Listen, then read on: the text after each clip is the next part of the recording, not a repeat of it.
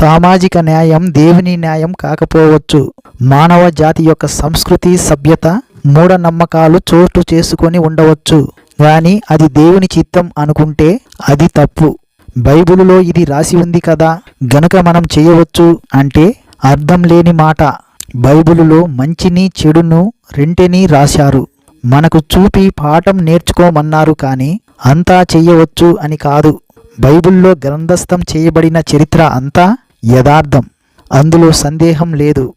అవిశ్వాసం, అల్పవిశ్వాసం కూడా పాపమే. దేవుడు చెప్పిన మాట నమ్మకపోవడం పాపమే.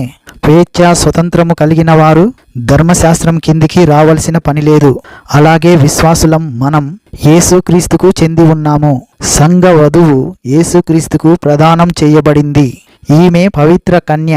ఒకానొక రోజు ఈమె యేసుక్రీస్తుకు పెళ్లి కూతురు కాబోతుంది.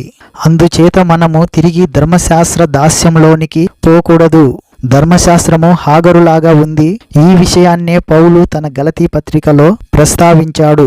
ఈ ఇస్మాయేలు సంతానం, ఇస్సాకు సంతానం, తండ్రి ఒక్కడే, తల్లులు వేరు.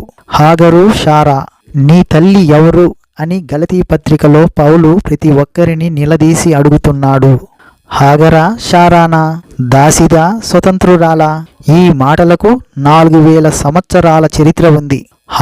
ఈ రోజున మనకు దేవుణ్ణి గురించిన అవగాహన ఎక్కువ ఉందనుకోండి. అయితే హాగరుకు తెలిసినంత మాత్రం కూడా తెలియని వారు నేటికి మన మధ్య ఉన్నారు.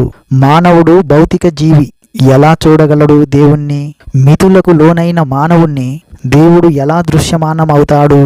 దేవుణ్ణి ఎలా చూడాలి?